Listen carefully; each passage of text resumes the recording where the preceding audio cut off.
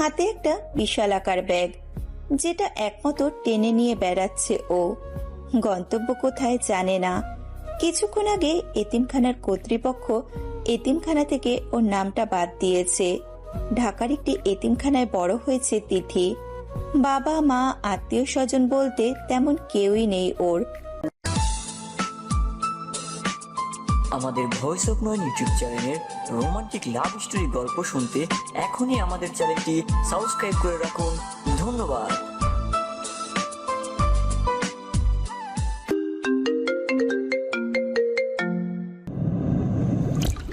মাত্র 9 বছর বয়সে বাবা মা একটা দুর্ঘটনায় মারা যায় একই দিনে। কিছুদিন এক দূরসম্পর্কের চাচার কাছে থাকে। তারপরে একদিন মেয়েটাকে এতিমখানায় রেখে যায় ওরা। সেই দিন কি গগন বিদারী চিৎকারই না করেছিল মেয়েটা, কিন্তু ওর চিৎকার সেই দূরসম্পর্কের চাচার কানে গিয়ে পৌঁছায়নি। যে এতিমখানায় বেড়ে উঠেছে তিথি, সেটার একটা প্লাস পয়েন্ট হলো সেখানকার কর্তৃপক্ষ সেখানকার বাচ্চাদের লেখাপড়া শেখায়। বাচ্চারা ইন্টারমিডিয়েট পর্যন্ত পড়ালেখা করতে পারে সেখানে থেকে, আর সেটার খরচ আসে বিভিন্ন ট্রাস্ট থেকে। বড় বড় কোম্পানিও সাহায্য করে যথেষ্ট। যখন কোনো এতিম বাচ্চা বড় হয়ে 18 বছর পূর্ণ করে, তখন তাকে আর এতিমখানায় রাখা হয় না, তখন নিজেরটা নিজেকেই ব্যবস্থা করতে হয়। গতকাল তিথির 18 বছর পার হয়েছে, আর আজ তাই ওকে চলে আসতে হয়েছে সেখান থেকে। যদিও আগে থেকে কর্তৃপক্ষ কর্তৃক জানানো হয়েছিল তাকে, কিন্তু নিজের কোনো আত্মীয় না থাকার কোনো ব্যবস্থা করতে পারেনি তিথি। সেই চাচার কথা খুব ভালো করেই মনে আছে ওর, কিন্তু সেখানে যাবে না ও। ওই মানুষরূপী পিচাসটার কথা মনে পড়লে রাগে শরীর জ্বালা করে ওর। এতিমখানায় বড় হয় যথেষ্ট সাহসী তিথি। মনের মধ্যে ভয় ভীতি নেই বললেই চলে। এই যে থাকার কোনো জায়গা নেই, গন্তব্য কোথায় সেটাও জানা নেই, তবুও যথেষ্ট স্বাচ্ছন্দ্যে ব্যাগটা টেনে নিয়ে বেড়াচ্ছে তিথি। দেখে মনেই হচ্ছে না ও যে একটা বাস্তুহারা এতিম। আশেপাশের লোকজন কেমন করে যেন তাকাচ্ছে ওর দিকে, ওর সেদিকে খেয়ালই নেই। একটা ফুটপাত ধরে এগোচ্ছে সে। কিছু দূর এগিয়ে দেখলো একটা বস্তি মতো এলাকা। আপাতত থাকার একটা ব্যবস্থা করা যাক। বস্তিটার ভেতরে ঢুকে নাকে কাপড় চেপে ধরলো তিথি। বেশ দুর্গন্ধ আসছে। পাশের মানুষগুলো কেমন করে যেন তাকাচ্ছে ওর দিকে। একটা মোটা করে মহিলা, মাথার খোপাটা উঁচু করে বাঁধা, কাপড়টা এমন ভাবে পড়েছে যে পিঠ প্রায় সবটাই বেরিয়ে আছে। মহিলাটি কিছুক্ষণ দেখলো তিথির হাবভাব। কিছুক্ষণ পর তিথির সামনে এসে দাঁড়ালেন উনি। আকস্মিক সামনে এসে দাঁড়ানোতে কিছুটা হকচকিয়ে গেল তিথি। পরক্ষণেই নিজেকে সামলে ভ্রু বাঁকা করে রুক্ষ কণ্ঠে মহিলাটাকে জিজ্ঞাসা করলো, কি চাই? এইভাবে সামনে দাঁড়ালেন কেন? মহিলাটি পান চিবোচ্ছিল। পানের পিকটা একপাশে ফেলে তীক্ষ্ণ দৃষ্টিতে তাকালেন উনি তিথির দিকে। মোটা কর্কশ কণ্ঠে বললেন, আমার মহল্লায় আইয়া আমার এই জিগাও মাইয়া কি চাই? কইতে আইছো? মতলব কি? আপনার মহল্লা মানে? এই মহল্লার সর্দারই আমি। তিথি একটু দম নিল। মহিলাটার দিকে তাকিয়ে পা থেকে মাথা পর্যন্ত পরখ করলো তিথি। তারপর বলল, আপনাদের এই মহল্লায় একটা রুম হবে? কি করবা? পান চিবোতে চিবোতে বললেন মহিলাটি। রুম দিয়ে মানুষ কি করে? থাকার জন্যই বলছি। আর কেডাই থাকবো? আমি একাই। মা বাপ নাই? না। বিয়ার শাদী হয় নাই? এইবার বেশ বিরক্তই হলো তিথি, তবুও নিজেকে সামলে নিয়ে মেজাজ ঠান্ডা করে বলল, কেউ নেই আমার, একাই থাকবো আমি। ঠিকবার পারবা এইখানে একলা? কেন? কপাল কুচকে বলল তিথি। যুবতী সুমত্তা মাইয়া, আজকালকার পোলাপাই তো বুঝছই, একলা থাকো জানলে চালাইবো তোমারে। তিথি কিছুক্ষণ কি যেন ভাবলো, তারপর বলল, সে চিন্তা আপনাকে করতে হবে না। আমার নিজের প্রোটেকশন আমি নিজেই নিতে পারবো। ঘর আছে কিনা সেটাই বলেন। আছে একটা ঘর, 2000 টাকা ভাড়া, কিন্তু অগ্রিম 500 টাকা দেউন লাগবো, বাকিটা পরে দিলেও হইব। দিবার পারবানি? দিবার পারলেই ঘর পাইবা। তিথি এতিমখানায় থাকাকালীন নিজের হাত খরচের জন্য আশেপাশের কয়েকটা বাচ্চাকে প্রাইভেট পড়াতো। যাদেরকে পড়াতো তারা যথেষ্ট বড় লোক ছিল, তাই টিউশনির বেতন বাবদ ভালোই ইনকাম হতো ওর। এতিমখানা থেকে চলে আসতে হবে ভেবেই কিছু টাকা জমিয়েছিল তিথি, বিপদে যেন কাজে লাগাতে পারে।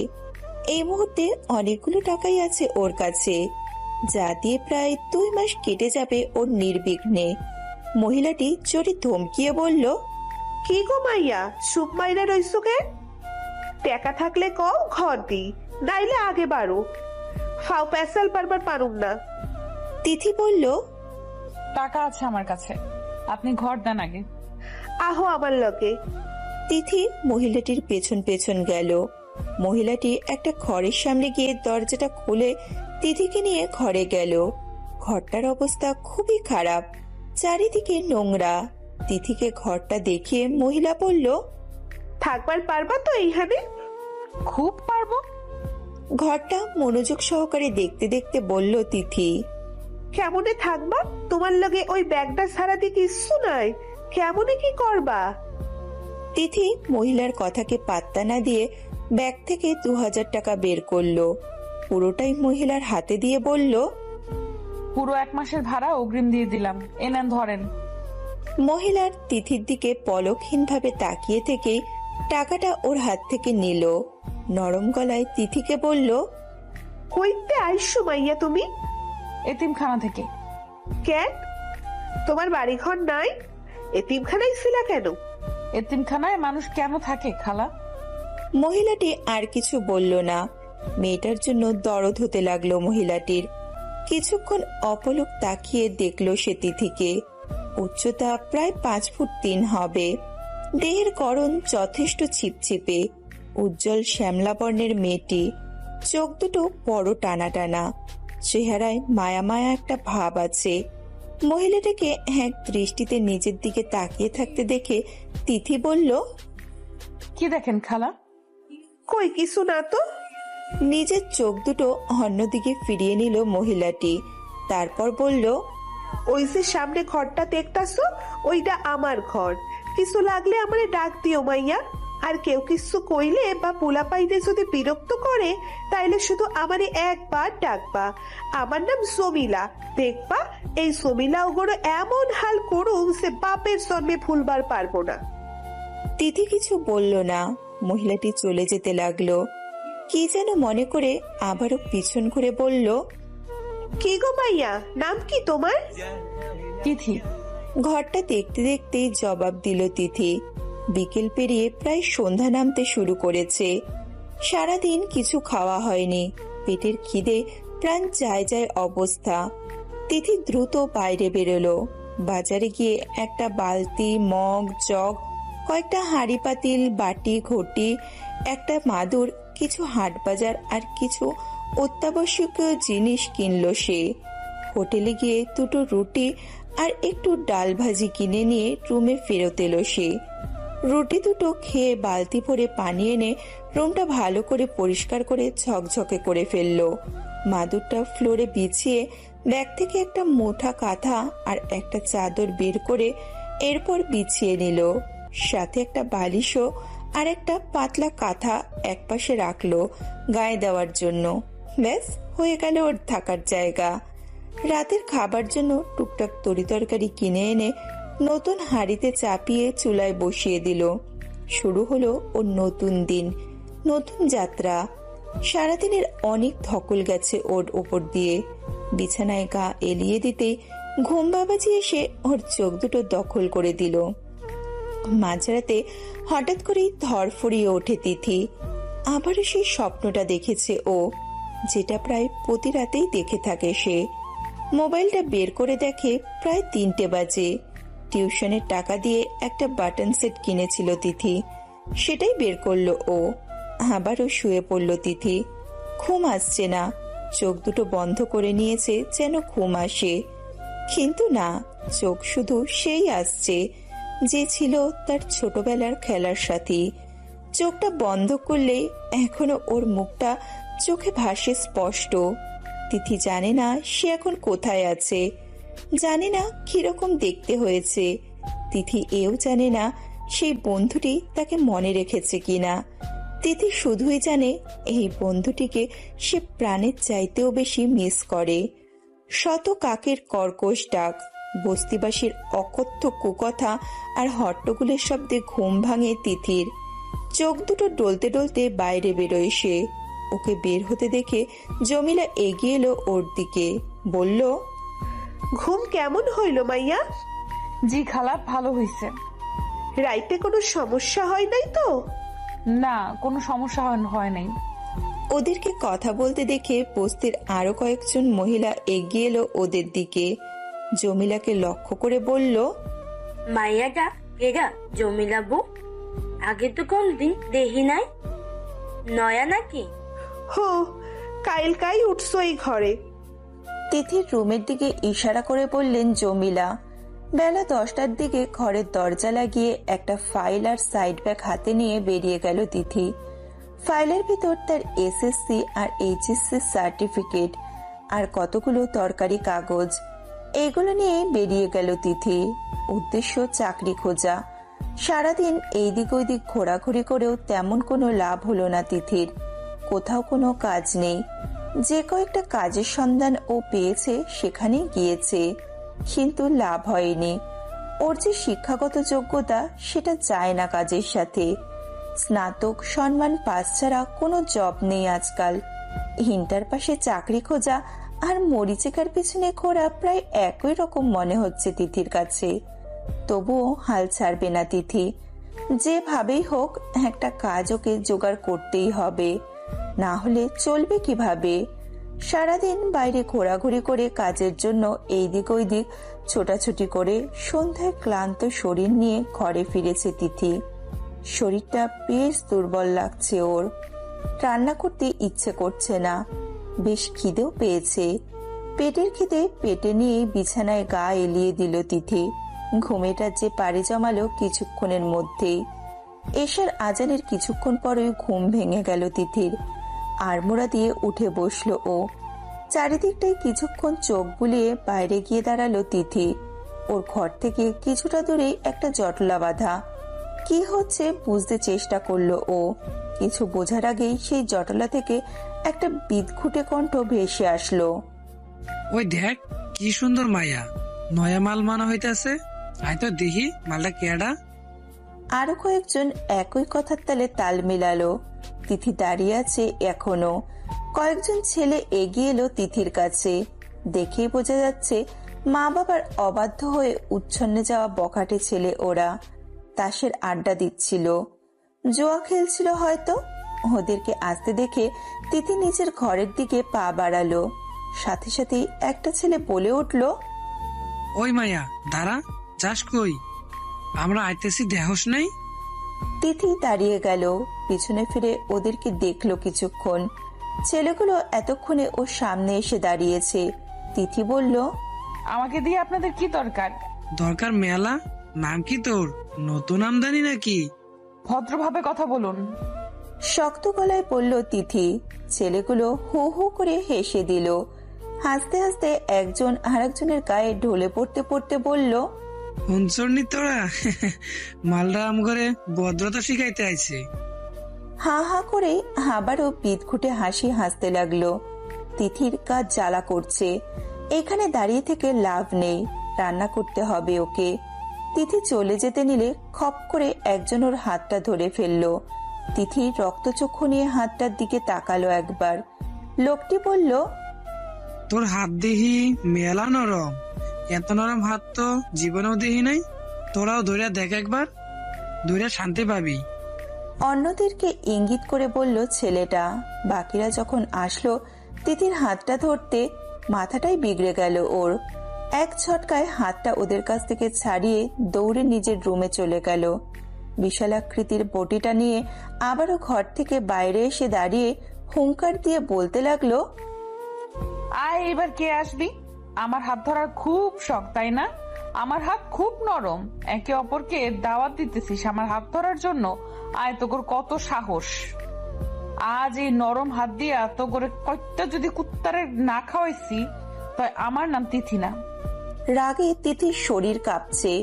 চোখ দিয়ে আগুন ছড়ছে যেন। ওর এইরূপ ব্যবহারে ছেলেগুলো কিছুটা ভয় পেয়ে গেল।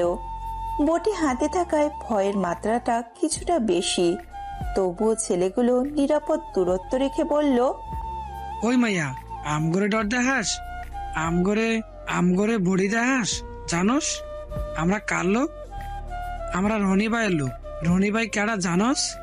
এই এলাকার বস। যা করলি আমগো লগে ফল ভালো হইব না কইলাম। সামনে আয় ভিতুর দল, পিছাস কেন? কি রবিন ভাই করিস? আমি কোনো রবিন ভাইরে ভয় পাই না। তো গো রবিন ভাইরে বললা দিস, এই তিথির সাথে যদি মাস্তানি করতে আসে তবে ওর মাথা কেটে হাতে ধরাই দিমু। আর কি ফল দেখাবি তোরা আমারে? তো গোরে ফল তো গোরেই খাওয়ামু। এইটা দেখছস? চিনস এটা রে? এইটার কত ধার জানা আছে তোদের? বটিটা উঁচু করে দেখাতে দেখাতে বলল তিথি। তিথির চিল্লানোরে জমিলা সহ আরো কয়েকজন এগিয়ে এলো এই দিকে। জমিলাকে দেখে ছেলেগুলো আস্তে আস্তে চলে গেল সেখান থেকে। রবিন যদি সামনে না থাকে তাহলে জমিলাকে ওরা বাঘের মতো ভয় পায়। তিথি এখন ওর রাগে কাঁপছে। জমিলা ওর কাছে এগিয়ে এসে হাত থেকে বটিটা কেড়ে নিল, বলল, শান্ত হ মাইয়া, তুই তো কামাল কইরা দিলি। তোর তো বহুত সাহস দেখতেছি। তিথি আর চোখে তাকালো জমিলার দিকে, কিছু বলল না। জমিলা আবারও বলল, একলা থাকতে গেলে এইরকম সাহসেরই দরকার লাগে, নইলে মাইয়া গোলাইগা বিপদ সব সময় উকি মাইরা থাহে। তুই শুধু সাহসে কাম হইব না। ওরা খারাপ পোলাপান, একবার যখন তোরে ওগো নজরে পড়ছে তই আবার তোরে বিরক্ত করার লাগবো। সাবধানে থাকিস, একলা একলা বেশি সাহস দেখাইস না, আমারে ডাহিস। মাঝরাতে ঘরের চালে বিকট একটা শব্দ হলো। সেই শব্দে ধরপড়িয়ে ঘুম থেকে উঠে বসলো তিথি। শরীর ঘামছে ওর। আবারও সেই শব্দ। কেউ যেন ওর ঘরের চালে ঢিল ছুটছে। কিছুটা ভয় পেয়ে গেল তিথি। কে এমন করছে বুঝতে পারছে না ও। কিছুক্ষণ ঢিল ছোড়া বন্ধ থাকলো। ভয় কিছুটা কেটেছে। এমন সময় ওর ঘরের ঠিক পেছনটাতে দাঁড়িয়ে কেউ একজন বলছে, তোর তো মেলা সাহস, তাই না মাইয়া? একবার দরজাটা খোল, তোর সাহসটা একটু দেখতে চাই। তিথি একটু দমে গেল। রাতের ওই ছেলেগুলোই যে এমন করছে ও সেটা বেশ ভালো করেই বুঝে গেল এতক্ষণে। দরজাটা ভেতর থেকে লাগানো ছিল আগে থেকেই। তিথি আরো বেশি সেফটির জন্য ভেতর থেকে দরজায় তালা লাগিয়ে দিল। যতই সাহসী হোক না কেন, দিন শেষে হয়তো একটা মেয়ে।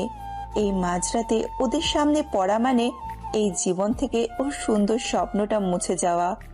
ছেলেগুলো খুব বাজে বাজে কথা বলছে বাইরে থেকে। তিথি টুর শব্দটা পর্যন্ত করছে না। ঘুমের ভান ধরে পড়ে আছে। কোনো মতে রাতটা কেটে গেলেই যেন বাঁচে। পরের দিন রান্না বান্না করে খেয়ে দিয়ে আবারও বেরিয়ে পড়ল তিথি। দুপুর নাগাদ ফিরে এলো বাসায়। না, আজও কিছুর ব্যবস্থা করতে পারেনি ও। গোসল সেরে রুমে এসে বসা মাত্রই একটা মেয়ে এসে ঢুকলো ওর ঘরে। তিথি অবাক হলো না, কিন্তু তাকিয়ে থাকলো মেয়েটার দিকে। মেয়েটি হেসে ওর পাশে এসে বসলো, বলল, তুমি তিথি? হ্যাঁ, আপনি কে? আমি ময়না, এই মহল্লার মাইয়া আমি। এই যে আমাগো ঘর। জমিলার ঘরটা দেখিয়ে বলল মেয়েটি। আপনি জমিলা খালার মেয়ে? হ, বেড়াইতে গেছিলাম খালার বাসায়। আইজি আইসা মায়ের কাছে শুনলাম একটা সাহসী মাইয়া আইছে আমাগো মহল্লায়, তাই দেখবার আইলাম তোমারে। তিথি মেয়েটিকে দেখছে। মেয়েটির গায়ের রং কালো, চুলগুলো লালচে আর বেশ লম্বা। বয়সে তিথির ছোট বই বড় হবে না। মেয়েটি আবারও হাসতে হাসতে বলল, কি দেখো এমনে? তিথি হাসলো, বলল, তোমাকে দেখি। আমারে দেখার কি হইল? আমি কি তোমার লাগান সুন্দর নাকি যে আমারে দেখবা? তুমি আমার চেয়ে অনেক বেশি সুন্দর ময়না।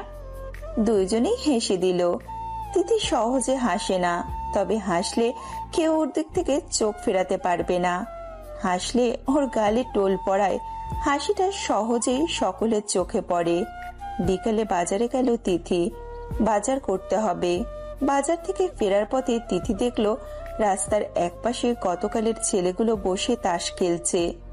ওদের সাথে আজ আর একটা ছেলে আছে, চোখে কালো চশমা পরে হাতে একটা সিগারেট নিয়ে একটা কাঠের টুকরোর উপর বসে আছে। পাশে একটা ছোট্ট পিচ্চি ওর হাত আর ঘাড় মালিশ করে দিচ্ছে। দেখে মনে হচ্ছে দলের লিডার ছেলেটা। এই ছেলেটাকে গতকাল দেখেনি তিথি। তিথি চোখ সরিয়ে নিল, দ্রুত সেখান থেকে যাওয়ার চেষ্টা করছে সে। তিথিকে দেখা মাত্রই ছেলেগুলো কালো চশমা পরা ছেলেটাকে উদ্দেশ্য করে বলল, ভাই দেখেন, এই মায়াটার কথায় আপনারা কইছিলাম সকালে। মায়া তো না, যেন জ্বলন্ত আগুন। দেখেন ভাই দেখেন, চলে গেল মায়াটা। কথাটা শোনা মাত্রই তিথির গায়ের লোম দাঁড়িয়ে গেল। একমতো দৌড় লাগালো সে। লিডার মতো ছেলেটা হাত থেকে সিগারেটটা ফেলে দিল, চশমাটা মাথার উপর চুলের সাথে আটকে দিল, আর চোখে তাকালো তিথির দিকে। পিছন থেকে দেখে মনে হচ্ছে মেয়েটা পালাচ্ছে। বসা থেকে উঠে দাঁড়ালো ছেলেটা, চটজলদি করে তিথির সামনে গিয়ে দাঁড়ালো। থমকে গেল তিথি। এই বুঝি ওর প্রাণটা পেরিয়ে যাবে। তিথির মাথাটা ওড়না দিয়ে মোড়ানো ছিল। সে মাথার ওড়নাটা আরো সামনে নিয়ে এসে মুখটা প্রায় ঢেকে ফেললো। ছেলেটা কিছুক্ষণ তিথির সামনে দাঁড়িয়ে থেকে একটা বাঁকা হাসি দিল, বলল, ওদের কাছে যতটুকু শুনছি তুমি খুব সাহসী মেয়ে, খুব সাহস দেখাইছো নাকি কালকে? তো আজ কি হলো? আমারে দেখে সাহস কি ফুরুত করে উড়ে গেল নাকি? তিথি কথার কোনো জবাব না দিয়ে ছেলেটাকে পাশ কেটে চলে যেতে নিল। তখনই তিথির ওড়নাটা ধরে হ্যাচকা টান দিল ছেলেটা, যার দরুন ওড়নাটা তিথির শরীরে আর থাকেনি, পুরোটাই ছেলেটার হাতে চলে গেছে। ছেলেটা ওড়নাটা হাতে পেঁচাতে পেঁচাতে তিথির সামনে এসে দাঁড়ালো। তিথি হাত দুটো শক্ত করে মুঠো করলো, চোখ দিয়ে আগুন ঝরছে। ছেলেটা ফাঁকা এসে ওর সামনে দাঁড়াতে আচমকা আঘাত করে বসলো তিথি। শরীরের সমস্ত শক্তি দিয়ে ছেলেটার গালে দিল ঠাঁটিয়ে চড়। আকস্মিক থাপ্পড় খাওয়ায় ছেলেটি একটু নড়ে গেল, কিন্তু পড়ল না। মাথায় আগুন ধরে গেছে ছেলেটির। চট করে তিথির মাথার চুল মুঠি করে ধরে ফেললো ছেলেটি। কষে কয়েকটা থাপ্পড় দেবে সে, এমন সময় তিথির চোখ দুটো খিচে বন্ধ করে ফেললো। ছেলেটি থমকে গেল। এই প্রথম সে তিথির মুখটা দেখছে। কিছুক্ষণ আগেও মুখ না দেখেই সে ওর সাথে কথা বলেছে। কোনো সারা শব্দ না পেয়ে তিথি আস্তে আস্তে চোখ দুটো খুলল। ছেলেটি একভাবে তাকিয়ে আছে ওর দিকে। তিথি একটু নড়ে চড়ে উঠল। ছেলেটি ইতস্তত ভাবে ওর চুলের মুঠিটা ছেড়ে দিল। ওর দলের সাঙ্গপাঙ্গ অবাক, ব্যতিব্যস্ত হয়ে বলতে লাগলো, ভাই, ওই মায়াটা আপনারে অপমান করেছে, এর মুখ্যম জবাব দেন। ওই মায়া দেমাগ ভাঙ্গে দেন। রবিন ভাই, প্রতিশোধ নিন। আপনার অপমান করার ফল হারে হারে বুঝিয়ে দিন আপনি কি জিনিস। তিথি বুঝলো এটাই সেই রবিন, যার কথা বলে ছেলেগুলো গতকাল থ্রেট করেছিল ওকে। ছেলেগুলো উস্কানি দিয়েই যাচ্ছে রবিনকে, কিন্তু রবিন নড়ছে না, একভাবে তাকিয়ে আছে তিথির দিকে। বাকিদের মুখ দিয়ে যেন খই ফুটছে। তিথির বেশ বিরক্ত হয়ে গেল। বিরক্ত মাখা মুখে তিথি এইবার মুখ খুলল। বাহ, আপনার ওস্তাদকে থাপ্পড় দিছি তাই আপনাদের জ্বলতেছে? এইটা ওনার জন্য বেশ অপমানিত বিষয়। আর উনি যে এই ভরা বাজারে আমার শরীর থেকে ওড়না টেনে নিল, সেটাকে আপনি কি বলবেন? সেটা কি খুব ভদ্রতা? আর কাল সারা রাত আপনাদের জ্বালায় আমি ঘুমাতে পারিনি, সেটাকে কি বলবেন? আপনি বলুন, কি বলবেন সেটাকে? ছেলেটিকে বলল তিথি। বেশ তো উস্তাদ সেজে বসে আছেন। উস্তাদের কাজ কি জানেন? নিজের সাঙ্গপাঙ্গকে মেনটেন করা। আপনার সাঙ্গপাঙ্গর জন্য কাল সারা রাত আমি ঘুমাতে পারি নাই। সারা রাত আমার ঘরের চালে ঢিল ছুটছে, আর আজ আপনি এসে আমার ওড়না টেনে নিলেন। একটা মেয়ের সাথে এরকম আচরণ করতে রুচিতে বাঁধলো না একটু? কিভাবে পারেন আপনারা? আজ আপনার জায়গায় আপনাদের নিজেদের ঘরের মা বড় থাকতে পারতো, তখন কি করতেন আপনারা? ছেলেগুলো দমে নেই, অকথ্য কথা বলে যাচ্ছে। রবিন ওদেরকে হাতের ইশারা করে থামতে। সবাই চুপ করে গেল। তিথি অবাক হলো বেশ। ছেলেটি চোখ মুখ শক্ত করে অন্যদিকে তাকিয়ে বলল, আপনি যান বাসায়, ওরা আপনাকে আর কখনো বিরক্ত করবে না। পাশের ছেলেগুলোর উদ্দেশ্য করে বলল, এই চল এইখান থেকে। ছেলেটি চলে গেল। তিথি বুঝতে চেষ্টা করলো কি হচ্ছে। কিছুক্ষণ আগে যে ছেলেটি ওকে নিয়ে বাজে মন্তব্য করছিল, বাজে ব্যবহার করছিল, হঠাৎই তার কি হয়ে গেল? পরক্ষণেই মাথা থেকে সব ছেড়ে বাসার দিকে ছুটল তিথি। চাকরি খোঁজাখুঁজি করতে করতে কয়েকটা দিন কেটে গেল তিথির। সেই দিনের পর থেকে ওই ছেলেগুলো আর বিরক্ত করেনি তিথিকে। সামনে পড়লেও কিছু বলেনি। লিডার মতো ছেলেটাকেও আর দেখেনি তিথি। সেই দিন সকালে ময়নাকে নিয়ে একটু হাঁটতে বেরিয়েছিল তিথি। এই কয়দিনে ময়নার সাথে বেশ সখ্যতা হয়ে গেছে ওর। ময়না ওর পরিচিত জায়গাগুলো ঘুরিয়ে ঘুরিয়ে দেখাচ্ছে তিথিকে। ময়নার জন্ম এই মহল্লাতেই, তাই বেশ ভালোভাবেই চেনে সে সবকিছু। তিথি তো কয়েকদিন আগে এসেছে এইখানে, তাই তেমন কিছুই চেনে না। কিছু দূর যেতেই সামনে একটা দেওয়ালে চোখ আটকে গেল তিথির। দেওয়ালে একটা কাগজ লাগানো, সেটাতে একজন প্রাইভেট টিচার চেয়ে বিজ্ঞাপন দেওয়া হয়েছে। পোস্টারে এও উল্লেখ আছে যে টিচার অবশ্যই কোনো মেয়ে হতে হবে। ফোন নাম্বার দেওয়া আছে সেখানে।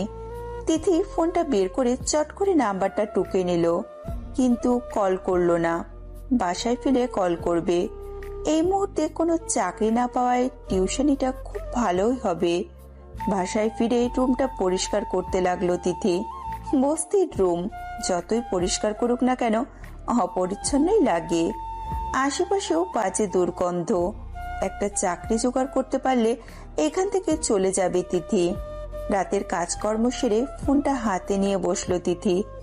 নাম্বারটায় কল করবে এমন সময়ই বাইরে হট্টগোল শোনা গেল।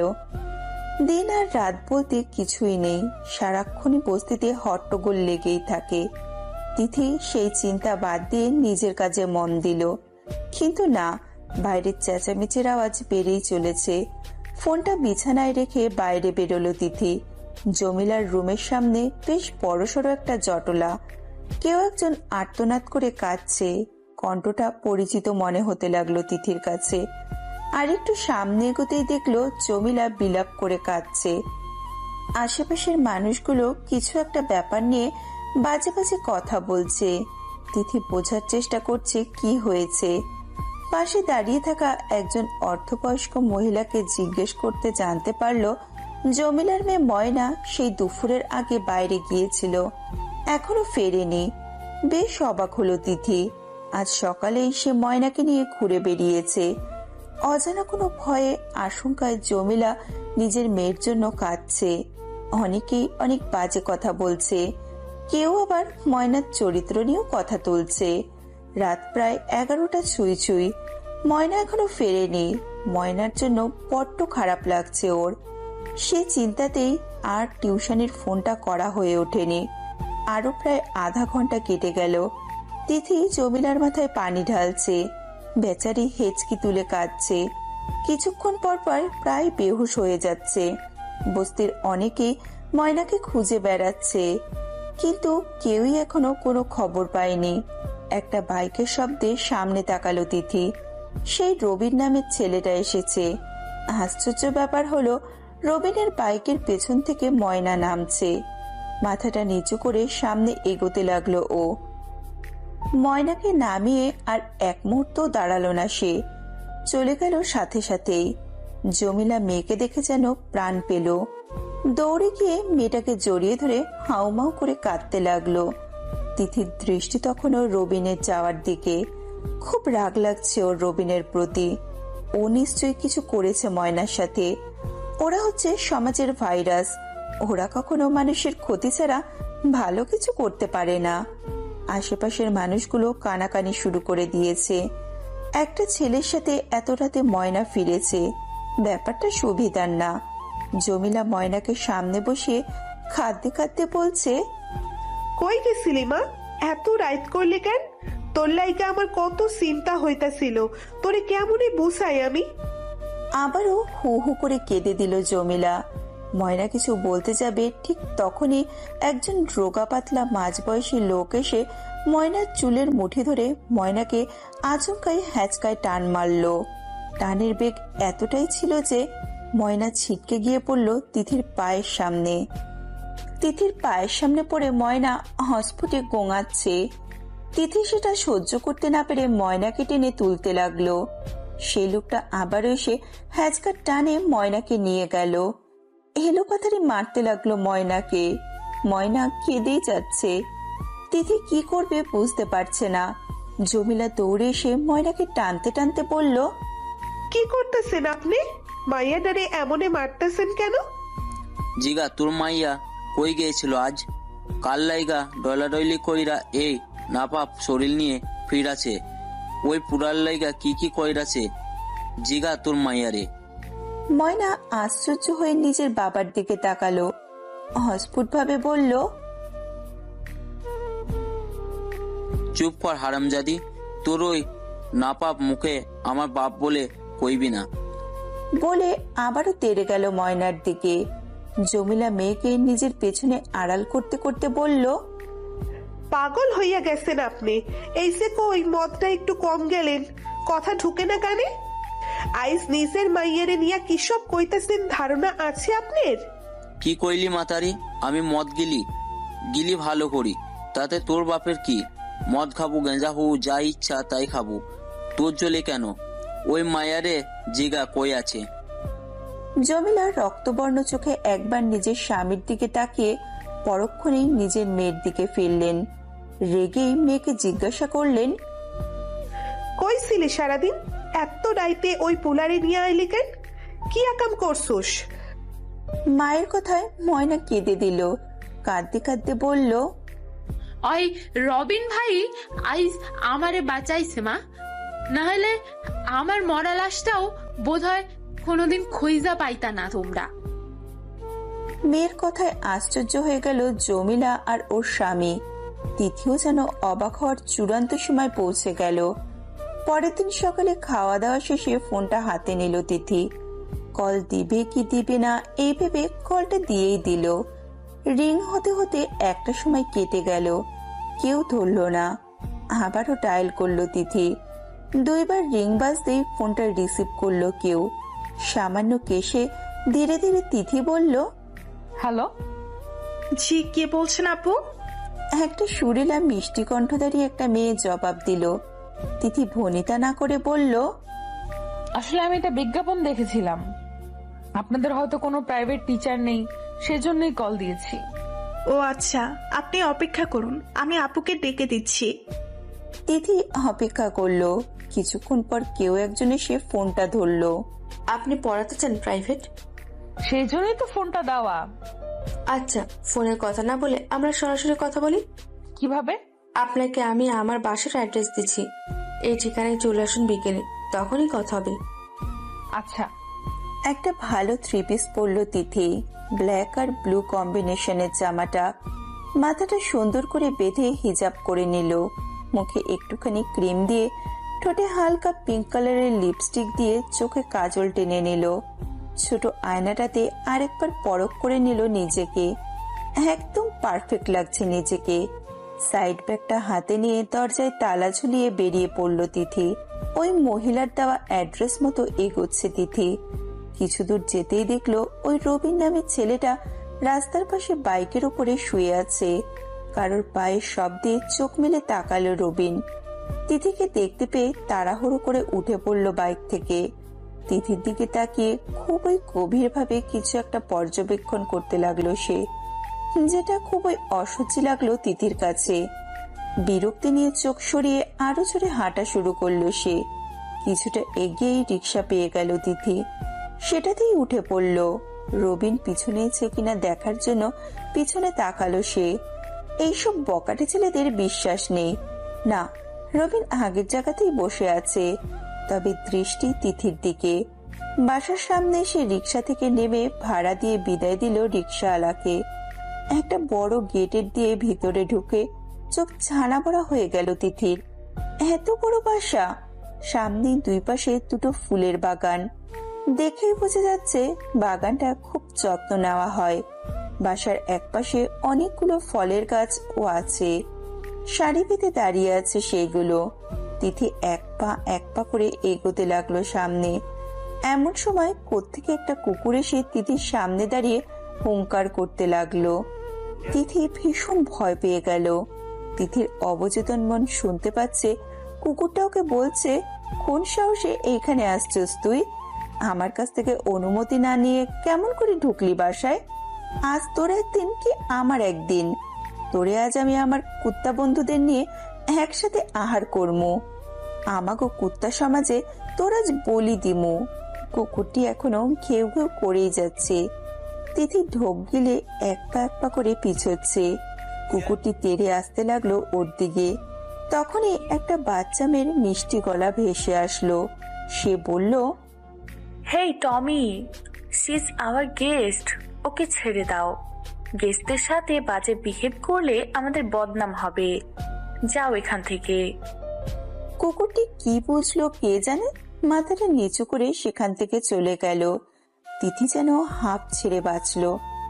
শান্তির নিঃশ্বাস নিয়ে পাশে দাঁড়িয়ে থাকা মেয়েটির দিকে তাকালো তিথি। বয়স বড় জোর 10 হবে। তিথির সামনে দাঁড়িয়ে কোমরে 2 হাত বেঁধে তীক্ষ্ণভাবে তিথিকে দেখছে সে। কত কিউট লাগছে মেয়েটাকে তিথির কাছে। তিথি কিছু না ভেবে মেয়েটার গাল ধরে টেনে দিল। মেয়েটি বিরক্তি নিয়ে বলল, উফ, গাল ছেড়ে দেবে নাকি? কে তুমি? তিথি ভ্রু কুঁচকে মেয়েটিকে বলল, আমাকে চিনো না? তাহলে কুকুরটিকে মিথ্যা কেন বললে যে আমি তোমাদের গেস্ট? সেটা না বললে ও তোমাকে কাঁচা খেয়ে ফেলতো। তিথি হেসে বলল, নাম কি তোমার মিষ্টি মেয়ে? ইভানা। নামটা শুনে তিথির বুকে একটা ধাক্কা লাগলো। এই নামটা ওর বেশ পরিচিত মনে হলো। মেয়েটি তিথিকে কিছুক্ষণ দেখে বলল, মাম্মি বোধহয় তোমার কথাই বলছিল। তুমি কি মাম্মির সাথে দেখা করতে এসেছো?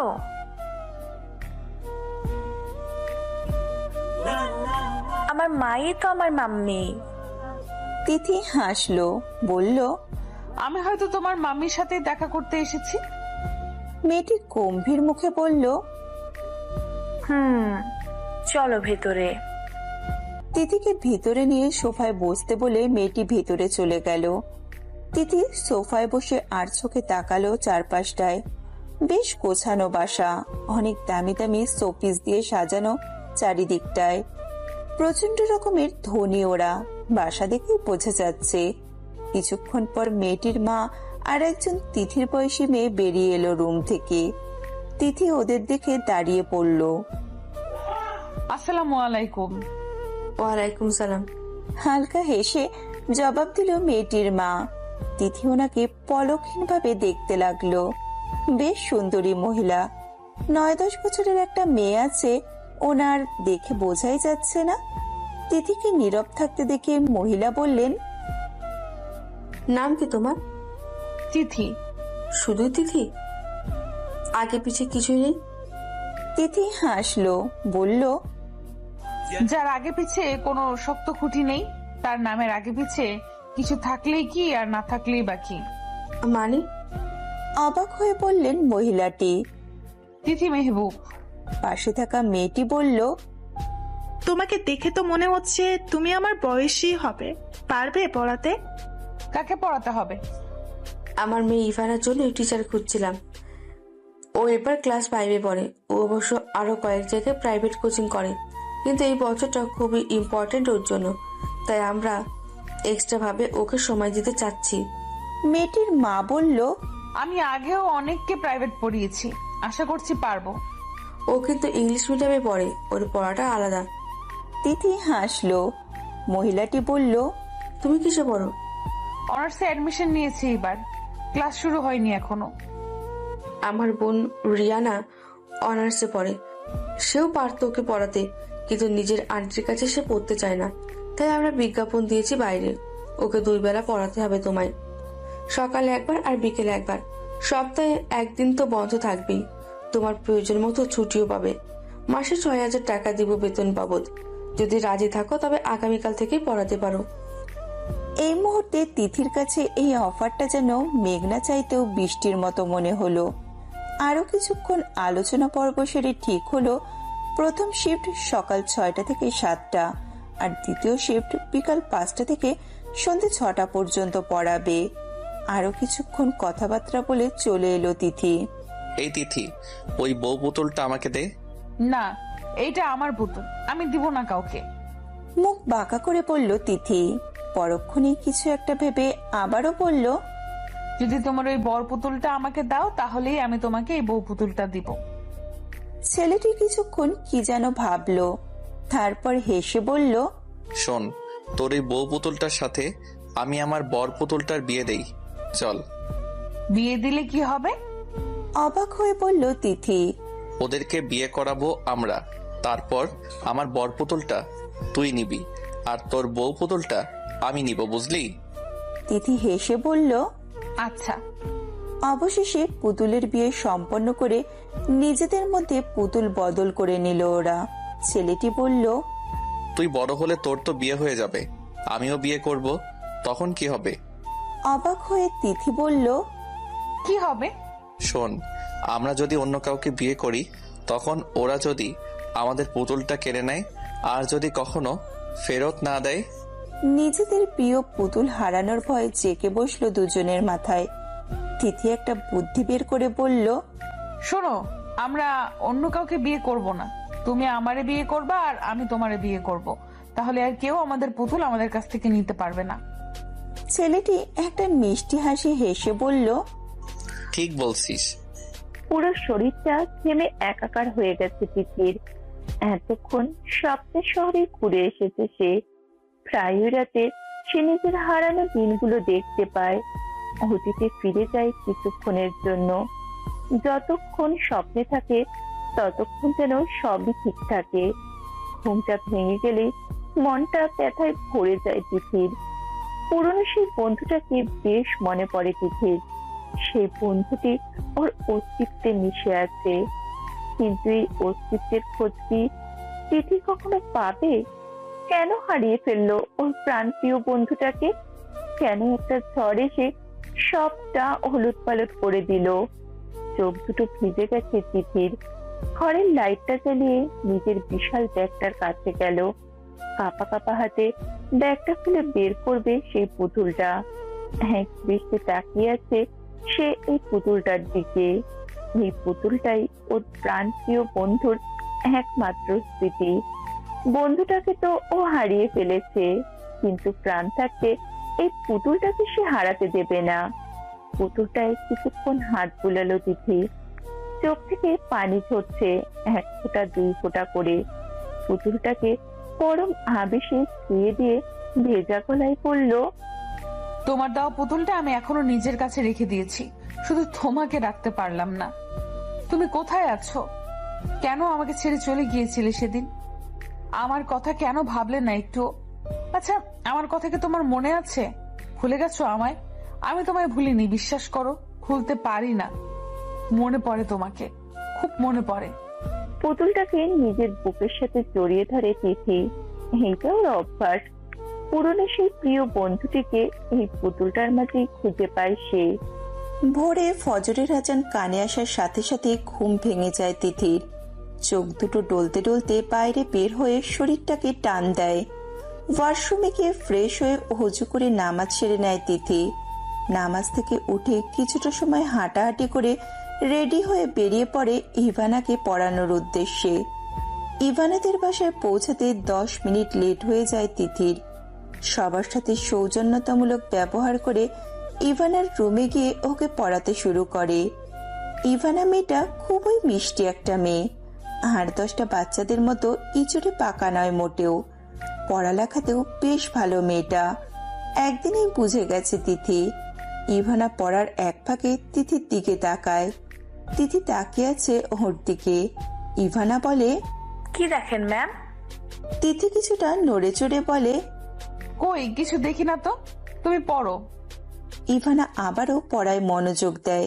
কিছুক্ষণ পর ইভানার মা একটা ট্রেতে করে এক বাটি বিস্কিট আর 1 কাপ চা নিয়ে এলো। তিথি ভদ্রতার সহিত বলল, এগুলোর দরকার নেই ম্যাম। দরকার না থাকলে কি খাওয়া যায় না? আমরা সবসময় যা করি সবকিছুই কি দরকারের জন্য করি? তিথির খুব ভালো লাগলো কথাটা। আসলেই মানুষ যা করে সবকিছু দরকারে করে না, কখনো কখনো পরিস্থিতি বাধ্য করে। আর আমাকে ম্যাম ডাকবে না, বুঝলে? তুমি আমার ছোট বোনের বয়সী, আমাকে আপু ডাকতে পারো, চাইলে ভাবিও ডাকতে পারো। তিথি হাসলো, কিছু বলল না। ইভানার পড়া শেষ করে ইভানার মায়ের কাছে বিদায় নিয়ে চলে এলো তিথি। ব্রেকফাস্ট করে আসার জন্য জোরাজোরি করেছিল মহিলাটি, কিন্তু তিথি ভদ্রভাবে সেটাকে উপেক্ষা করে চলে এসেছে। বাসায় ফিরে সকালের রান্নাটা সেরে নিল তিথি। খেয়ে দিয়ে কিছুক্ষণ বিশ্রাম নিয়ে আবারও বেরিয়ে পড়ল চাকরির আশায়। একটা কোম্পানির সামনে গিয়ে দাঁড়ালো তিথি। গেটের কাছে দারোয়ান বসে ঝিমোচ্ছে। তিথির পায়ের শব্দে থরফরে উঠে দাঁড়ায় দারোয়ান। তিথি লোকটির সামনে দাঁড়ানো। তিথিকে দেখে ভ্রু বাঁকা করে বলল, কি চাই? চাকরি। সরাসরি বলল তিথি। লোকটি হু হু করে হেসে দিল তিথির কথায়। তিথি বিরক্তিভাবে লোকটির হাসি দেখছে। লোকটি হাসতে হাসতে বলল, আমারে কেটা চাকরি দেয়? আমি নিজেই পরে চাকরি করি, আপনারে কেমন চাকরি দিব আমি? লোকটি আবারও হাসলো। তিথি এবার বেশ বিরক্ত হয়ে গেল। বলল, আপনার কাছে আমি কি চাকরি চেয়েছি? তয় অবাক হয়ে বলল লোকটি। আমি ভেতরে যাব। দুঃখিত আপা, ভেতরে যাওয়া যাইতো না। আপনি আর দুদিন আগে আইলে হয়তো চাকরি পাইতেন। 2 দিন আগে লোক নিয়েছে ওরা। লোক নেওয়া শেষ, আমারে না করছে যেন বাইরের কাউরি ঢুকবার না দেই। তিথি হ্যাঁকড়া হতাশা নিয়ে ফিরে এলো সেখান থেকে। আরো কয়েক জায়গায় চেষ্টা করলো তিথি, কিন্তু ওই যে কথায় আছে, অভাগী যেই দিকে যায় সাগর শুকিয়ে যায়। তিথির ক্ষেত্রেও সেই রকম কিছু হচ্ছে। দুপুরের পরে বাসায় ফিরে তিথি। ফ্রেশ হয়ে দুপুরের খাওয়া সেরে নেয় দ্রুত। বিকালে আবারও প্রাইভেট পড়াতে যেতে হবে। একটু রেস্ট নেওয়া দরকার এখন। শরীরটা বিছানায় এলিয়েছে কি তখনই ঘরে ঢুকলো ময়না। ময়নাকে দেখে তিথি বসতে বসতে বলল, আরে ময়না, এসো এসো। ময়না এসে তিথির পাশে বসলো। মুখটা ভার হয়ে আছে ময়নার। তিথি বলল, মন খারাপ তোমার? না। তাহলে মুখটা কেমন মলিন দেখাচ্ছে যে? আব্বাই বকছে। তিথির মুখটাও কালো হয়ে গেল। ময়না নিচের দিকে তাকিয়ে আছে। কিছুক্ষণ নীরব থাকার পর তিথি বলল, সেদিন কোথায় গিয়েছিলে ময়না? আর এত রাত করে বখাটে ছেলেটার সাথেই বা ফিরলে কেন? রবিন ভাই বখাটে না আপা, বখাটে তো ওই বন্ধুরা ওর। তিথি অবাক হলো। কিন্তু আমি তো জানি ওই ছেলেটা বখাটেদের লিডার। রবিন ভাই কোনো লিডার ফিডার না। রবিন ভাইয়েরা অনেক বড় লোক, অগো পাওয়ার অনেক। হের লাইকা হের খারাপ খারাপ বন্ধুরা হের নাম্বাই চা খায়। তিথি চোখ মুখ শক্ত করে বলল, তুমি যতই বলো ময়না, আমি একটুও বিশ্বাস করি না যে ওই ছেলেটা ভালো। ভালো ছেলেদের কিভাবে খারাপ বন্ধু থাকতে পারে? আর ভালো হলে সেদিন আমার সাথে বাজারে এরকম একটা জঘন্য কাজ করতে পারতো। কি করছে রবিন ভাই আপনার লগে?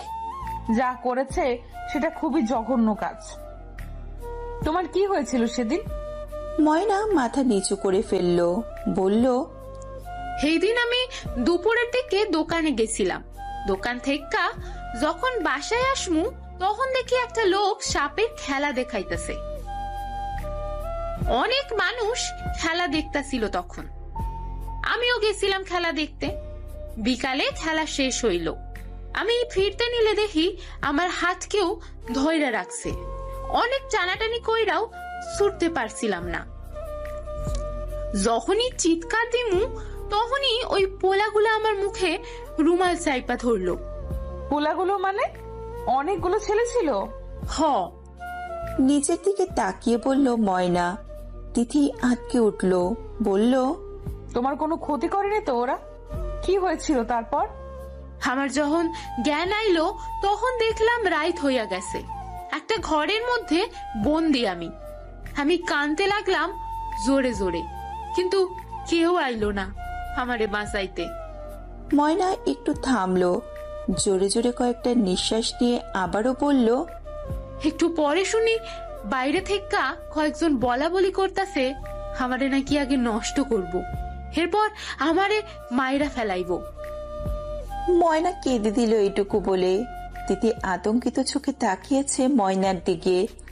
ময়নার চোখ দুটো ছলছল করছে।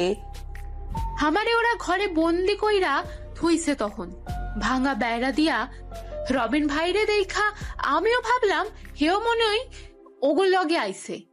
আমি আরো ভয় পাইলাম, কিন্তু ওদের কথাগুলো শুই না মনে হইল রবিন ভাই কিছুই জানে না, আর হেরাও রবিন ভাইকে এখান থেকে জাইনের লয়গা তারা দিতাছে। রবিন ভাই যখন যাইতে নিল আমার আত্মা কাইপা উঠল। আমি জোরে চিলাইয়া ডাকলাম রবিন ভাইরে। আমার ডাক শুই না রবিন ভাই থাইমা গেল। বন্ধুদের সাথে ধস্তাধস্তি কইরা ঘরে আইসা দেখলো আমি কান্তাছি। আমি সব কইলাম ভাইরে। পরে ওর বন্ধুরে মাইরা আমারে ওইখান থেকে নিয়ে আইলো। ময়না কাঁদছে, তিথি স্তব্ধ। কি শুনলো সে এতক্ষণ? রবিনকে কখনো তার কাছে এতটা ভালো মনে হয়নি, কিন্তু ময়না যে বর্ণনা দিল তাতে তো মনে হয় না ছেলেটা খারাপ। তাহলে তিথির সাথে কেন এমন করলো সেই দিন? ময়নার জন্য খারাপ লাগছে বড্ড। মেয়েটা শখ পেয়েছে অনেক।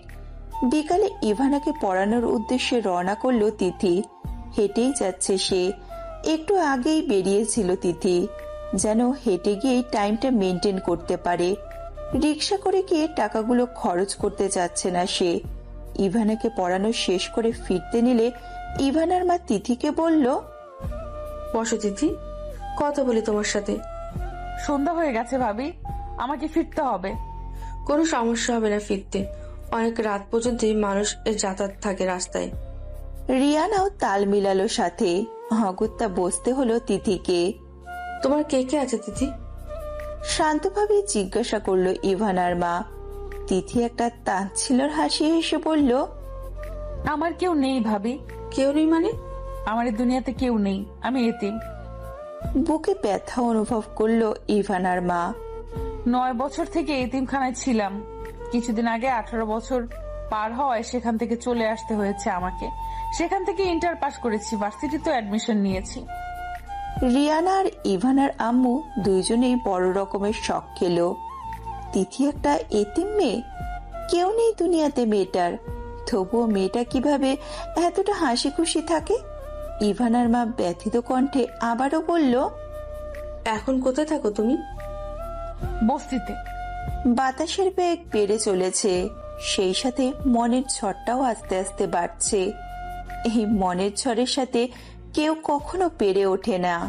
মনের ঝড়টা বড্ড বেসামাল, যখন তখন উঠে পড়ে। এই ঝড়টাকে কখনোই নিয়ন্ত্রণ করতে পারে না তিথি। কিছুক্ষণ আগে নিজের কষ্টগুলোর কথা ব্যক্ত করায় মনের কষ্টটা কিছুটা হালকা হয়েছে, কিন্তু ঝড়টা বেড়ে গেছে। কিছু একটা না বলতে পারায় তিথির মনে কেউ আছে কিনা সেটা ওরা জিজ্ঞেস করেনি। করলে হয়তো সেটা বলে মনটাকে হালকা করত তিথি, কিন্তু না, এই ব্যাপারে কেউ কিছুই জিজ্ঞাসা করেনি। তাই তিথির মনটা ভারী হয়ে গেছে খুব। প্রচন্ড রকম বাতাস বইছে বাইরে। এই বাতাসের মধ্যে তাড়াহুড়ো করে আসছে তিথি। যে কোনো সময় বৃষ্টি নামতে পারে, তাই রিক্সা নিয়ে নেওয়াটাই জরুরি। কিন্তু একটা রিক্সাও নেই আশেপাশে। তাড়াহুড়ো করে আসতে গিয়ে কিছু একটার সাথে বাড়ি খেলো তিথি। সামনে তাকাতেই দেখলো কেউ একজন দাঁড়িয়ে আছে ওর দিকে তাকিয়ে। মুহূর্তে ময়নার বলা ঘটনাটার কথা মনে পড়ে গেল তিথির। আত্মারাম কেঁপে উঠল ওর। অন্ধকারে ভালো করে মুখটাও দেখা যাচ্ছে না তিথির। লোকটির নীরবতা ভেঙে বলল, এত রাতে বাইরে থাকা কোনো ভদ্রমেয়ের কাজ না, আর এত রাতে বাইরে ঘোরাঘুরি করা কোনো ভদ্রমেয়ের জন্য সেফ না। চলো, আমি তোমাকে পৌঁছে দিচ্ছি। রেগে গেল তিথি। ছেলেটার মুখে নিজের চরিত্র নিয়ে কথা বলাটা ঠিক হজম করতে পারল না সে। তাও চুপ মেরে গেল। কোনো বাড়াবাড়ি করবে না সে। যদি কিছু করে বসে, অজানা ভয় গ্রাস করল তিথিকে। ছেলেটি তিথির হাত ধরে বাইকে বসতে নিলে এক ঝটকায় হাত ছাড়িয়ে নিল তিথি। চেঁচিয়ে বলল, দূরে থাকুন, আমাকে টাচ করার সাহস দেখাবেন না, আমি নিজেই যেতে পারবো। বলেই হনহন করে হাঁটতে লাগলো তিথি। একটা ল্যাম্পপোস্টের কাছে আসতেই তিথি পেছনে ফিরে দেখতে পেল ছেলেটা বাইক নিয়ে এই দিকেই আসছে। মুখটা দেখে অবাকই হলো সে, কারণ ছেলেটা আর কেউই না, রবিন। তিথি মুখ ঘুরিয়ে আবারও হাঁটা ধরল। ছেলেটা তিথির পাশাপাশি এসে বাইকের স্পিড কমিয়ে দিল। তিথি রেগে গেল। ছেলেটি বলল, মেয়েদের এত রাগ থাকতে নেই।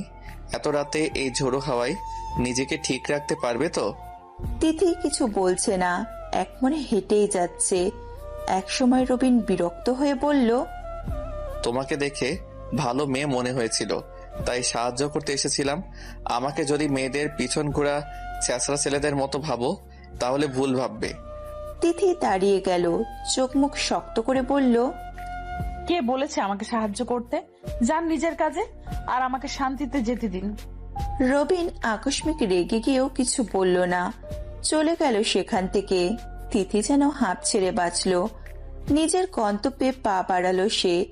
রাতের শেষ দিকে আবারও ঘুম ভেঙে গেল তিথির। তিথির সেই বন্ধুটিকে হারানোর দৃশ্যটা চোখে ভাসছে এখনো। এতক্ষণ স্বপ্নে এটাই দেখছিল সে। যেদিন এই ছোট্ট দুটো বাচ্চাকে আলাদা করা হয়েছিল, সেই দিন কি হৃদয় বিদারক কান্নাই না কেঁদেছিল দুইজনে। কিন্তু ভাগ্য সহায় হয়নি সেই দিন।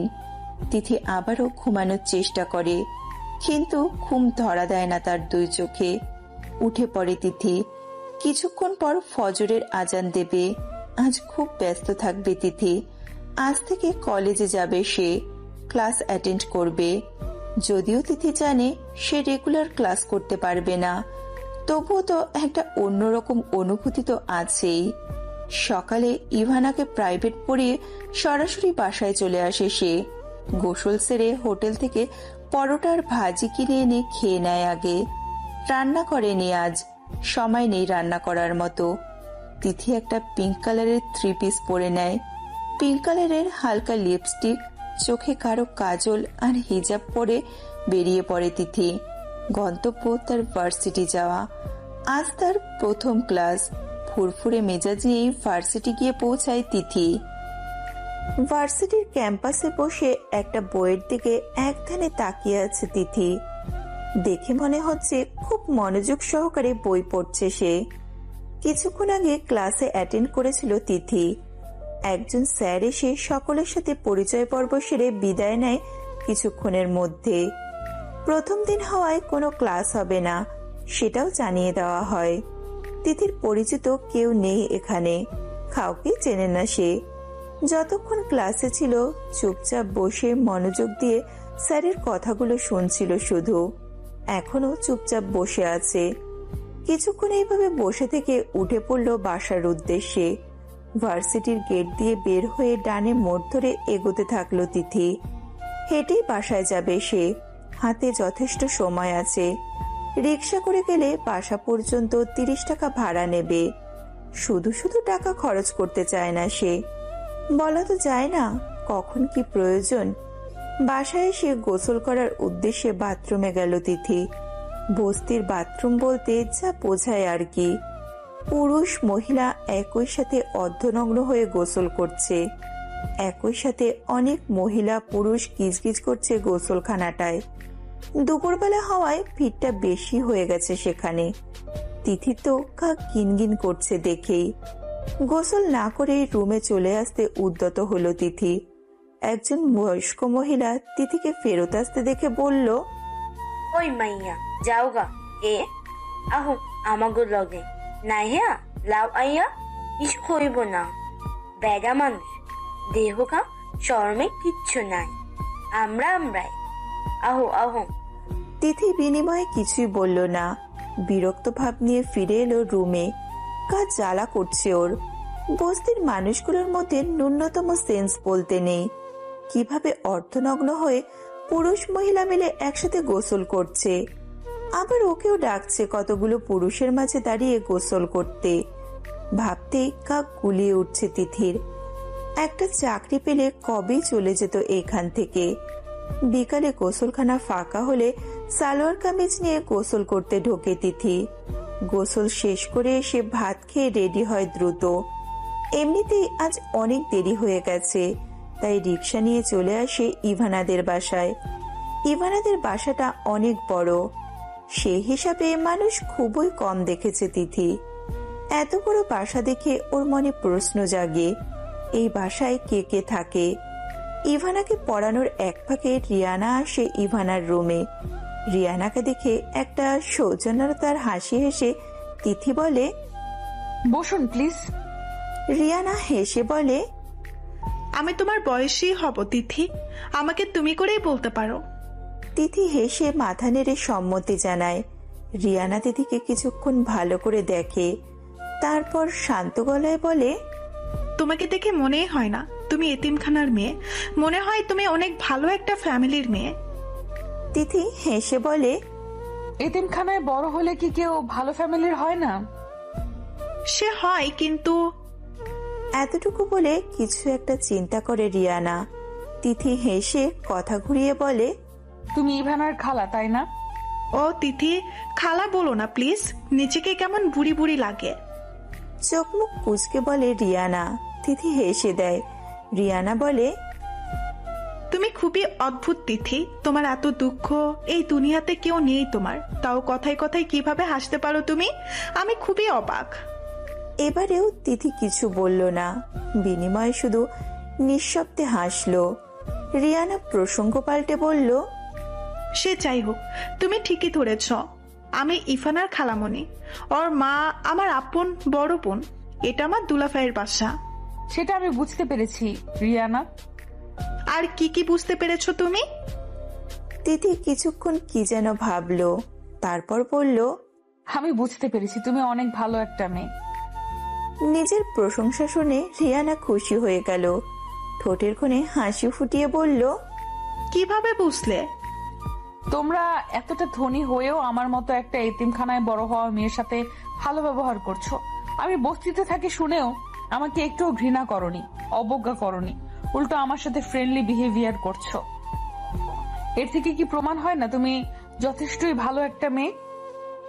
রিয়ানা মুচকি হাসলো তিথির কথায়, বলল, তোমার সাথে আমার একটা মিল আছে তিথি। আমার সাথে তোমার কি মিল থাকতে পারে? অবাক হয়ে বলল তিথি। রিয়ানার মুখের হাসি মিলিয়ে গেল। মুখটায় ঘন কালো মেঘ হানা দিয়েছে এই মুহূর্তে। থমথমে মুখ নিয়ে সে বলল, তুমিও এতিম, আমিও এতিম। তিথি অবাক হলো রিয়ানার কথায়। কিছুক্ষণ চুপ থেকে রিয়ানা আবারও বলল, পার্থক্য শুধু এটাই, তোমার মাথার উপরে কোনো ছাদ নেই আর আমার মাথার উপরে ছাদ আছে, আর সেই ছাদটা হলো আমার বোন, মানে ইফানার মা। বাসায় ফিরতে ফিরতে প্রায় 7:30 বেজে গেছে। পরনের কাপড় পাল্টে দ্রুত রান্না চাপালো তিথি। রান্না সেরে বই নিয়ে বসে পড়ল তিথি। কিছুক্ষণ বইয়ে মুখ গুজে আবারও বইটা রেখে দিল আগের জায়গায়। হাতের জমা টাকাগুলো প্রায় শেষ হয়ে গিয়েছে। গতকাল 3টে বই কিনেছে সে। ক্লাস করে বাসায় পড়তে না পারলে কিছুই মাথায় থাকবে না ওর। বাকি বইগুলো ইভানের বেতনের টাকা পেলেই কিনে নেবে। পড়া থেকে উঠে জগটা নিয়ে কলে গেল পানি আনতে। একটা মধ্যবয়স্ক লোক কলপারের সামনে বসে সিগারেট টানছে। তিথিকে দেখে আর চোখে বারবার ওর দিকে তাকাচ্ছে কিভাবে যেন। ব্যাপারটা তিথির চোখ এড়ালো না, তবুও সেটাকে পাত্তা না দিয়ে নিজের কাছে মন দিল তিথি। পানি নিয়ে এসে রাতের খাওয়া সেরে নিজের মশারিটা নিয়ে শুয়ে পড়ল ও। আনুমানিক রাত 12:30 কি 1:45। তিথির ঘুম ভেঙে গেল। তিথি নিজের গায়ে কারো উষ্ণ নিঃশ্বাস অনুভব করছে। কেউ তিথির গায়ে বাজেভাবে স্পর্শ করছে খুব। অজানা ভয় গ্রাস করলো তিথিকে। প্রচন্ড ঘামছে তিথি। ওইদিকে গায়ের উপর জেলা বাজে স্পর্শটা বেড়েই যাচ্ছে ক্রমে। তিথি কি করবে না করবে ভাবতে পারছে না। আচমকাই এক কাজ করে বসলো তিথি। শুয়ে থেকেই তিথির পায়ের হাঁটু দিয়ে লোকটির মেন পয়েন্টে দিল এক লাথি। বেশ জোরে সোরে লাথি দেওয়ায় অদ্ভুতভাবে শব্দ করতে করতে দূরে সরে গেল। তিথি ধরপড়িয়ে উঠে বসে জোরে সোরে চিৎকার দিল। সাথে রুমের দরজার সামনে গিয়ে দাঁড়ালো ও, যেন লোকটি পালাতে না পারে। এতক্ষণে লোকটি তিথির সাথে প্রায় লড়াই শুরু করে দিয়েছে বের হওয়ার জন্য। অন্ধকারে লোকটির মুখ দেখতে না পেলেও ওর সাথে লড়াই চালিয়ে যাচ্ছে তিথি। যেভাবেই হোক লোকটিকে বের হতে দেবে না সে। এর মাঝে আরো কয়েকবার জোরে জোরে চেঁচালো তিথি। জমিলা সহ আরো অনেকে এসে উপস্থিত হলো ঘরের সামনে। এত রাতে তিথির রুম থেকে চিৎকার শুনে অনেকেই ভরকে গিয়েছিল। ময়না ঘরে ঢুকে আগে লাইটটা জ্বালালো। লোকটির মুখ দেখে অবাক হয়ে গেল তিথি। এইটা তো সেই লোক যাকে পানি আনার সময় দেখেছিল সিগারেট খেতে। ঘরে এলো কিভাবে? জমিলা লোকটাকে দেখে তেড়ে এসে বলল, কি রে কবিরটা, তুই এইখানে এত রাইতে কি করস? লোকটি উঁচু গলায় বলতে লাগলো, আমি কিছুই করি নাই, যা করানোর ওই মাইয়াই করছে। জমিলা অবিশ্বাসের সুরে কপাল কুঁচকে বললেন, কি করছে তিথি? লোকটি কিছু বলতে পারল না। জমিলা তিথির দিকে তাকিয়ে দেখলো মেয়েটা ঘামছে অনেক, চোখে মুখে ভয়ের রেশ এখনো কাটেনি। ভয়ার্ত ভাবে তাকিয়ে আছে কবিরের দিকে।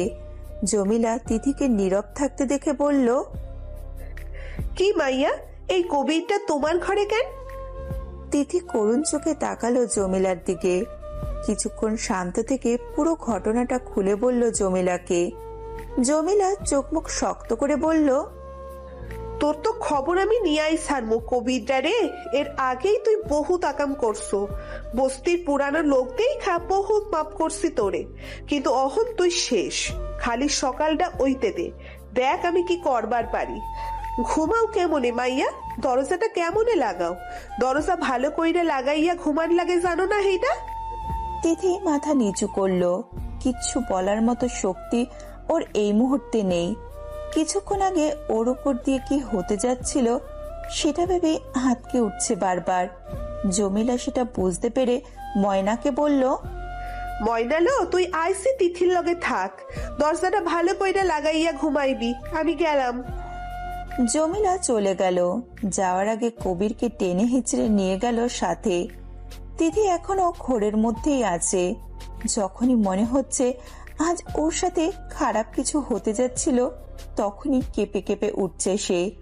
ময়না সেটা লক্ষ্য করে বলল, ডরাইও না তিথি আপা, আম্মা যখন কইছে তখন এর একটা পথ কইরাই সারাবো মাই। তুমি তো মায়েরে চিনো না, মাই আমার এক কথার মানুষ। তিথির ভাবাবেগ হলো না। ময়না একপাশ ফিরে শুয়ে ঘুমিয়ে গেল কিছুক্ষণের মধ্যেই। সারা রাত এপাশ ওপাশ করে পার করলো তিথি। ঘুম তার চোখের ধরাছোঁয়ার বাইরে। ফজরের আজানের কিছুক্ষণ আগে ঘুম এসে তার চোখে ধরা দিল। ঘুম থেকে উঠে ফোনটা হাতে নিয়ে সময়টা দেখে থতমত খেয়ে গেল তিথি।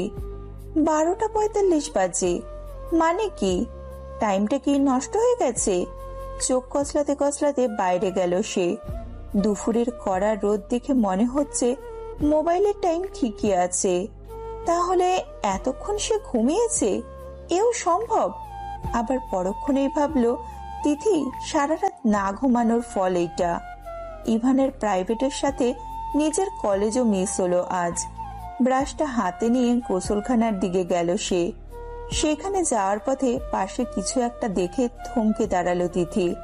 গতকালের সেই কবির নামের লোকটাকে হাত পা বেঁধে ফেলে রাখা হয়েছে একপাশে। শরীর দেখে বোঝা যাচ্ছে বেধড়ক মার খেয়েছে লোকটা। মুখ দিয়ে অস্ফুট গোঙানি বের হচ্ছে কিছুক্ষণ পর পর। ময়না কোত্থেকে এসে তিথির পাশে দাঁড়িয়ে একগাল হেসে বলল, কইছিলাম না মাই আমার এক কথার মানুষ, যা কয় তাই করে। তিথি কপাল কুঁচকে বলল, জমিলা খালাই করছে ওর এই অবস্থা? ময়না মুখে কিছু না বলে মাথা নাড়িয়ে হ্যাঁ সম্বোধন জানালো। তিথি এক রাশ ঘৃণা নিয়ে লোকটিকে আর একবার দেখে চলে গেল সেখান থেকে। বিকেলে ইভানাদের বাসায় গিয়ে বিশেষ লাভ হলো না তিথির। ইভানার মা তিথিকে হাসি মুখে বসতে বলে ভেতরে চলে গেলেন তিনি। তিথি ড্রয়িং রুমের সোফায় বসে আবারও চারপাশটা দেখতে লাগলো। ইভানার মা হাতে একটা মিষ্টির বাটি নিয়ে তিথির সামনে এসে বসে মিষ্টির বাটিটা রাখতে রাখতে বললেন, মিষ্টিগুলো খেয়ে নাও তিথি। তিথি একগাল হেসে বলল, কিসের মিষ্টি ভাবি? আমার এক দেবর আসছিল আজ, সে এনেছে মিষ্টিগুলো। ইভানা আর রিয়ানা ওর সাথে গেছে ওদের বাসায় বেড়াতে। তিথি হেসে একটা মিষ্টি হাতে নিয়ে ওতে ছোট্ট করে একটা কামড় বসালো। মিষ্টি খেতে খেতে বলল, আসলে ভাবি আমি সরি, আজ সকালে আসতে পারিনি। ইভানার মা আবারও হেসে ফেললো, বলল, আরে কেঁদে দিবে নাকি মেয়ে? কোনো প্রবলেম নেই, আমি বুঝতে পেরেছি তুমি হয়তো কোনো প্রবলেম ছিল তাই আসোনি। তিথি অবাক হলো মহিলার কথায়। তিথিকে অবাক করে দিয়ে উনি আবারও বললেন, রিয়ানা তো বলছিল তোমার খবর নেওয়া দরকার, তুমি কোনো বিপদে পড়েছো কিনা সেটা ভেবেই অনেক দুশ্চিন্তা ছিল। তোমার বাসার ঠিকানা আমরা জানি না, জানলে রিয়ানা ঠিকই চলে যেত তোমার খোঁজে। তিথি অবাকের চূড়ান্ত সময় পৌঁছে গেল। কোথায় প্রাইভেট মিস হওয়ায় বকাচকা অথবা রাগ দেখাবেন, সেখানে ওনারা এতটা পজিটিভ চিন্তা পান কোথা থেকে? তিথি আশেপাশে চোখ বোলালো কিছুক্ষণ। ইভানার মা সেটা খেয়াল করে বললেন, কোনো সমস্যা তিথি? কিছু কি খুঁজছো তুমি? তিথি মুচকি হেসে বলল, প্রায় 1 মাস হয়ে যাচ্ছে আমি এখানে পড়াচ্ছি। ইভানা, রিয়ানা আর আপনাকে ছাড়া তো আর কাউকে দেখলাম না। ভাইয়া কোথায় আর কে কে থাকেন এই বাসায় আপনারা? তিথির কথায় কিছুটা হতাশ ভঙ্গিতে উনি বললেন, আর তোমার ভাইয়া? ও তো আছে ওর বিজনেস নিয়ে, বছরে বেশিরভাগই সে বিদেশেই থাকে বিজনেসের জন্য। আর আছে বলতে একটা দেওর আছে, সেও ছন্নছাড়া হয়ে ঘোরে। অবশ্য স্টুডেন্ট হিসেবে বেশ ভালো, প্রতিবারই ফার্স্ট ক্লাস পায়। মাস্টার্স ফাইনাল দিয়েছে, এখনো রেজাল্ট হয়নি। সে রাতে আসে, ভোর হতেই বেরিয়ে যায়। বাসায় থাকার মতো আমি আর আমার বোন আর ইভানাই থাকি।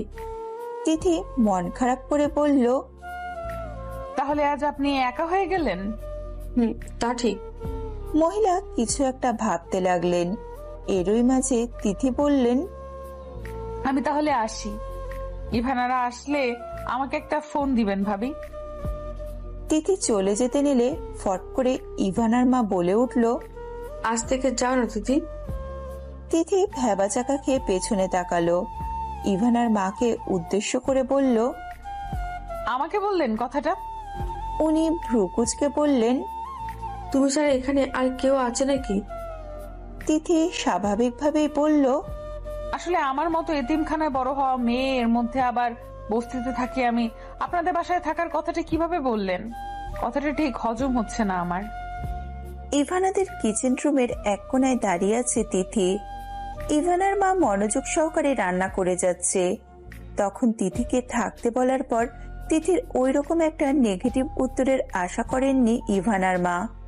তিনি করুণ দৃষ্টিতে তিথির দিকে তাকিয়ে বলেছিলেন, এতদিন এখানে আসা যাওয়া করছো, তারপর আমাদেরকে চিনতে পারলে না তুমি তিথি? এই কথাটা কিভাবে বললে তুমি? আমরা এতটাই খারাপ তোমার চোখে? ওনার কথায় তিথি ভেবাচাকা খেয়ে গেল কিছুটা। আসলে এইভাবে কথা বলাটা তিথির উচিত হয়নি। ওরা যে কতটা ভালো সেটা ওনাদের কোনো দুশমনও হয়তো অস্বীকার করতে পারবে না। তিথি নিজেকে সামলিয়ে